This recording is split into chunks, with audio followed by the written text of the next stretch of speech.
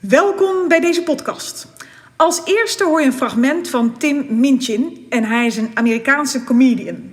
Daarna vertelt Morgan Freeman het verhaal van Mandela en de Springboks. Na elk fragment worden er vragen gesteld. Deze vragen bediscussieer je met de mensen met wie je aan het wandelen bent of waarbij je misschien gezellig aan een tafeltje zit buiten in de zon.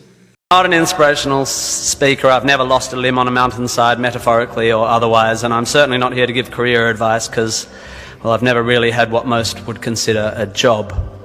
However, I have had large groups of people listening to what I say for quite a few years now, and it's given me an inflated sense of self-importance. So I will now, at the ripe old age of 37.9, bestow upon you 9 life lessons. 1, you don't have to have a dream. Americans on talent shows always talk about their dreams. Fine, if you have something you've always wanted to do, dreamed of, like in your heart, go for it.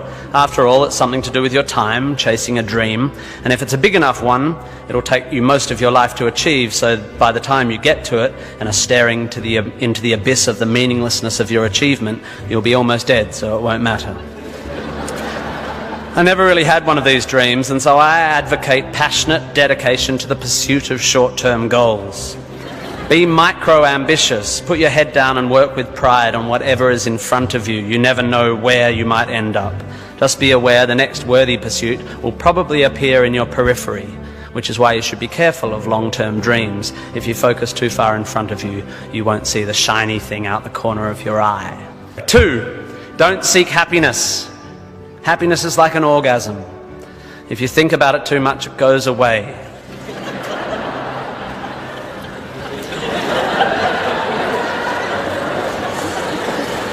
Keep busy and aim to make someone else happy, and you might find you get some as a side effect. We didn't evolve to be constantly content. Contented Homo erectus got eaten before passing on their genes. 3, remember, it's all luck.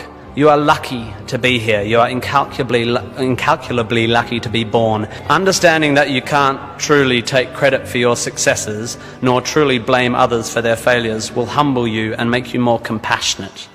Empathy is intuitive, but is also something you can work on intellectually. 4, exercise. I'm sorry, you pasty, pale, smoking philosophy grads, arching your eyebrows into a Cartesian curve as you watch the human movement mob winding their way through the miniature traffic cones of their existence. You are wrong and they are right. Well, you're half right. You think, therefore you are, but also you jog, therefore you sleep, therefore you're not overwhelmed by existential angst. You can't be can't, and you don't want to be. Play a sport, do yoga, pump iron, run, whatever, but take care of your body. You're going to need it. Most of you mob are going to live to nearly 100, and even the poorest of you will achieve a level of wealth that most humans throughout history could not have dreamed of. And this long, luxurious life ahead of you is going to make you depressed. 5, be hard on your opinions. A famous bon mot asserts that opinions are like arseholes, in that everyone has one. There is great wisdom in this, but I would add that opinions differ significantly from arseholes, and that yours should be constantly and thoroughly examined.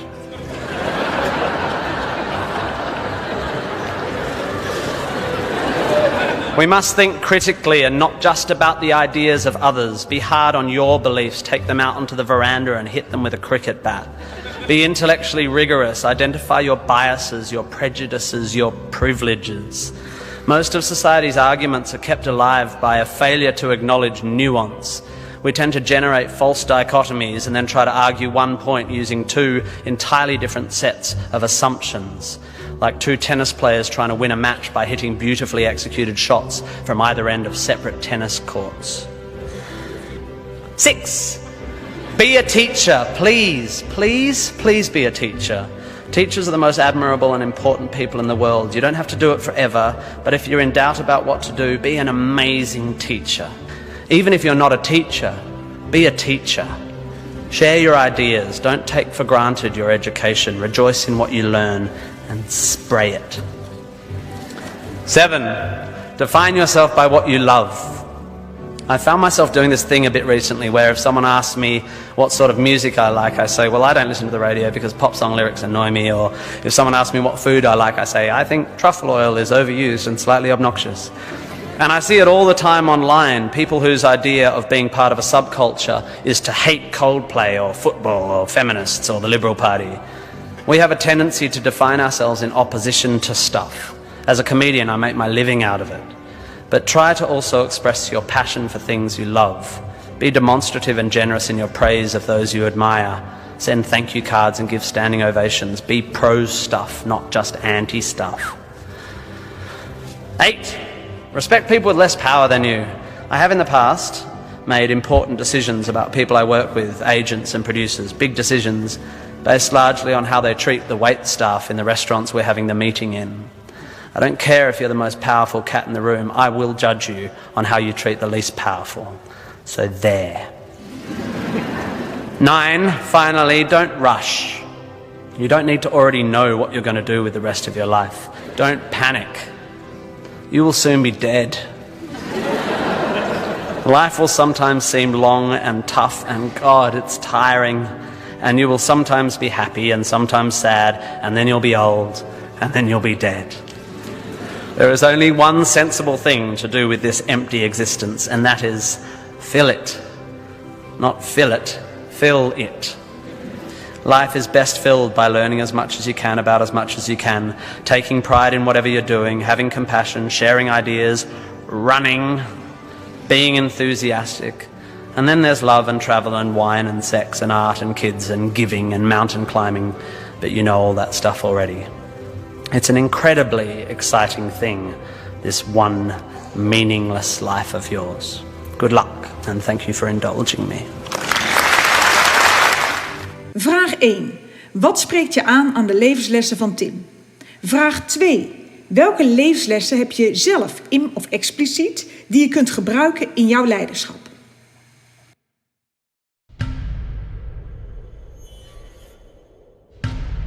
May 1994.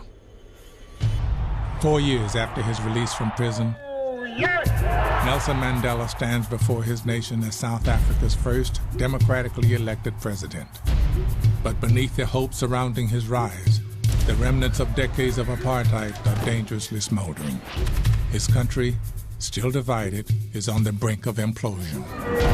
In 20 months of increased South African racial violence, more than 750 people have been killed. There were an awful lot of right-wingers who were threatening war, who were organizing for war.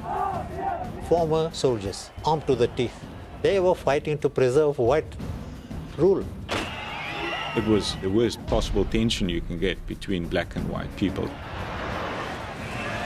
No one will silence the white nation.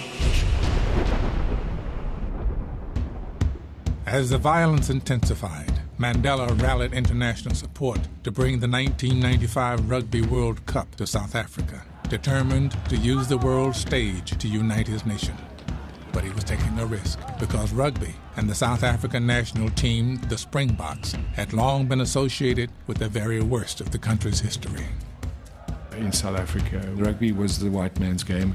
I hated rugby, I hated those ones who were playing rugby, and I hated the Springboks even more. Rugby is a sport of brute force, and as such, rugby in many ways symbolized apartheid oppression with which black people were being kept down. But now the man called Madiba by his followers was set on making peace with his former oppressors. He would become a rugby fan, but convincing black South Africans to stand behind the long-hated Springboks would not be easy. You see this cup that I'm wearing? I ask you all to stand behind them because they are our pride. Here is the man wanting us to reconcile with these brutish people who have humiliated us for ages in our own country. I wasn't going to be persuaded even by the great Madiba to support the Springboks. As the World Cup approached, Mandela repeated his message of one team, one country in townships and villages across South Africa. Moved by Mandela's support, the Springbok players visited the Robben Island prison, where Mandela had been jailed for nearly 3 decades. You go to the cell and you realize he sat here for how many years? And I remember James Small standing in the corner and there were tears running down his cheeks. It was quite amazing to experience just for a few moments, what a man experienced for a lifetime. You didn't really understand how big this whole thing was until we saw that.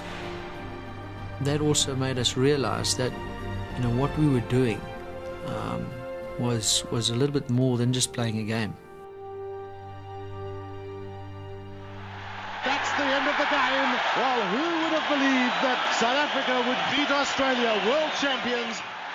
The underdog Springboks, newly inspired, began a magical run through the tournament. And that's it. South Africa have beaten France in this World Cup semi-final. But as the team advanced, something even more improbable happened. Black South Africans started to stand behind the national team. We started realizing that, this is our country, this is our brothers, we all have to be behind them.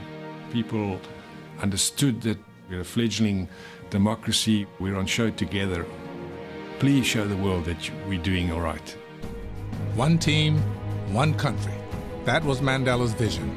And on the morning of the final game, blacks and whites alike were swept up into a shared frenzy of excitement.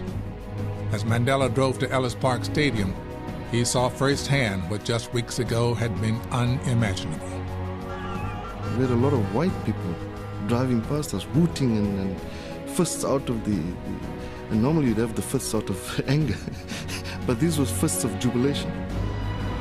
On all the lights, on all the freeways, you had these enormous flags. Everywhere was just the World Cup, the World Cup. Beneath the stadium, the Springboks prepared, knowing they would never play a more important game.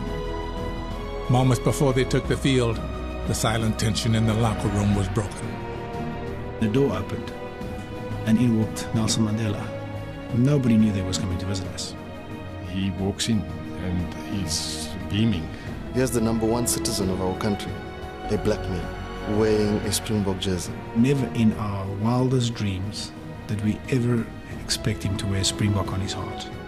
It was a very, very strong motivator in terms of where we were going and what we had to achieve. We now down to the big game, and the two great rivals of New Zealand and South Africa out in the middle at Ellis Park. Tied 12-12 after regulation, the match remains one of the epic finals in rugby history. As play headed to overtime, Mandela sat in the president's box, his great experiment hanging in the balance. Van der Westhuizen, Stransky looks for the drop. Has he got it? Yes, it's over. That is it. The final whistle then. South Africa win this Rugby World Cup final. And what a dramatic finish for the host country. I don't think I've ever seen so many grown men on the rugby field cry.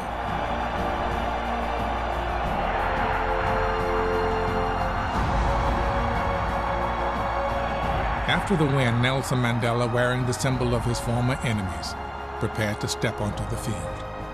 The crowd just went wild. It was like a volcano erupting.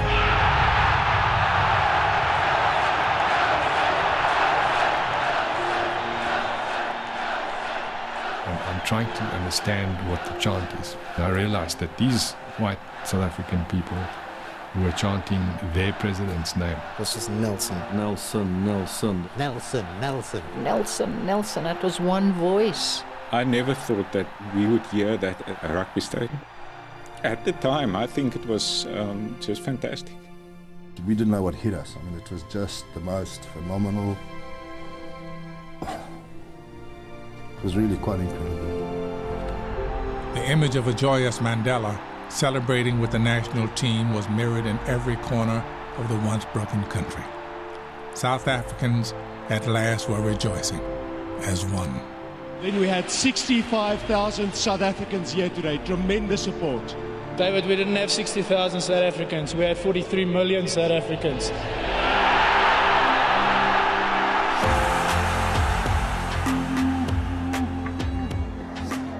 It was freedom all over.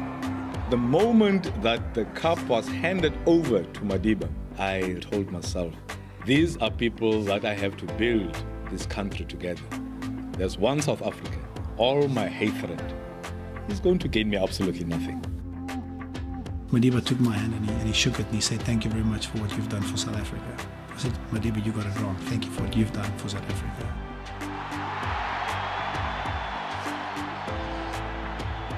I think it was great vision from the man to have used that opportunity to make us see each other as human beings. This is our South Africa.